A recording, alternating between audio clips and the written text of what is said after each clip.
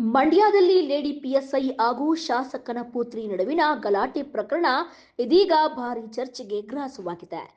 ಘಟನೆ ನಡೆದು ಸುಮಾರು 10 ದಿನಗಳ ಬಳಿಕ ಗಲಾಟೆಯ ವಿಡಿಯೋ ಸಾಮಾಜಿಕ ಜಾಲತಾಣಗಳಲ್ಲಿ ವೈರಲ್ ಆಗಿದ್ದು ಪ್ರಕರಣಕ್ಕೆ ಮತ್ತೊಂದು ತಿರುವು ಸಿಕ್ಕಿದೆ. ಶ್ರೀರಂಗಪಟ್ಟಣ ತಾಲೂಕಿನ ಆರತಿ ಉಕ್ಕಡದಲ್ಲಿ ಭೀಮನ ಅಮಾವಾಸ್ಯೆ ದಿನ ಈ ಘಟನೆ ನಡೆದಿದ್ದು, ತುಮಕೂರು ಗ್ರಾಮಾಂತರ ಶಾಸಕ ಸುರೇಶ್ ಗೌಡ ಅವರ ಪುತ್ರಿ ಐಶ್ವರ್ಯ ಅವರು ಮಕ್ಕಳೊಂದಿಗೆ ದೇವಸ್ಥಾನಕ್ಕೆ ತೆರಳಿದ್ದ ವೇಳೆ ಗರ್ಭಗುಡಿ ಪ್ರವೇಶದ ವಿಚಾರವಾಗಿ ಪಿಎಸ್ಐ ಸವಿತಾ ಪಾಟೀಲ್ ಅವರೊಂದಿಗೆ ಮಾತಿನ ಚಕಮಕಿ ನಡೆದಿದೆ. ಈ ವೇಳೆ ಐಶ್ವರ್ಯ ಅವರು ಪಿಎಸ್ಐಗೆ ಕಪಾಳಮೋಕ್ಷ ಮಾಡಿದ್ದಾರೆ ಎಂದು ಕೇಳಿ ಬಂದಿತ್ತು.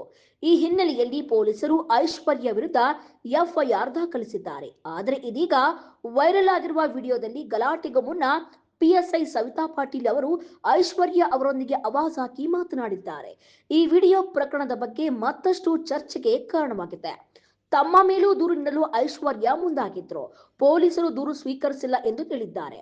ಜೊತೆಗೆ ದೇವಸ್ಥಾನದ ಸಿಸಿಟಿವಿ ದೃಶ್ಯಗಳನ್ನು ಪರಿಶೀಲಿಸಿ ಸಂಪೂರ್ಣ ಘಟನೆಯ ಸತ್ಯಾಸತ್ಯತೆ ಹೊರತರಬೇಕು ಎಂದು ಐಶ್ವರ್ಯ ಹಾಗೂ ಶಾಸಕ ಸುರೇಶ್ ಗೌಡ ಮನವಿ ಮಾಡಿದ್ದಾರೆ. ಇನ್ನು ಪಿಎಸ್ಐ ಸವಿತಾ ಪಾಟೀಲ್ ಅವರು ಹಿಂದೆ ಕೋವಿಡ್ ಸಂದರ್ಭದಲ್ಲಿ ಮಹಿಳೆಯೊಬ್ಬರಿಗೆ ಕಪಾಳ ಮೋಕ್ಷ ಮಾಡಿದ ಘಟನೆ ಕೂಡ ಚರ್ಚೆಗೆ ಬಂದಿದೆ. ಅಂದು ಕೂಡ ಅವರ ವರ್ತನೆಗೆ ವಿರೋಧ ವ್ಯಕ್ತವಾಗಿತ್ತು. ಇದೀಗ ಇದೇ ಪಿಎಸ್ಐ ವಿರುದ್ಧವೇ ದರ್ಪದ ಆರೋಪ ಕೇಳಿ ಬಂದಿದ್ದು, ಜನಸ್ನೇಹಿ ಪೊಲೀಸರ ವರ್ತನೆ ಹೇಗಿರಬೇಕು ಎಂಬ ಪ್ರಶ್ನೆ ಸಾರ್ವಜನಿಕ ವಲಯದಲ್ಲಿ ಮೂಡಿದೆ. ಆದರೆ ವೈರಲ್ ವಿಡಿಯೋ ಹಾಗೂ ಎರಡೂ ಕಡೆಯ ಆರೋಪಗಳ ಹಿನ್ನೆಲೆಯಲ್ಲಿ ಪೊಲೀಸರು ಸಿಸಿಟಿವಿ ದೃಶ್ಯ ಸೇರಿದಂತೆ ಸಂಪೂರ್ಣ ಸಾಕ್ಷ್ಯಗಳನ್ನು ಪರಿಶೀಲಿಸಿ ನಿಷ್ಪಕ್ಷಪಾತ ತನಿಖೆ ನಡೆಸಬೇಕೆಂದು, ಪ್ರಕರಣದಲ್ಲಿ ನಿಜವಾಗಿ ನಡೆದಿದ್ದು ಏನು ಎಂಬುದು ತನಿಖೆಯಿಂದಲೇ ಸ್ಪಷ್ಟವಾಗಬೇಕಿದೆ. ಇನ್ನಷ್ಟು ಹೆಚ್ಚಿನ ಅಪ್ಡೇಟ್ಸ್ಗಾಗಿ ನೋಡ್ತಾ ಇರಿ ಪಿಟಿವಿ ನ್ಯೂಸ್ ಕನ್ನಡ.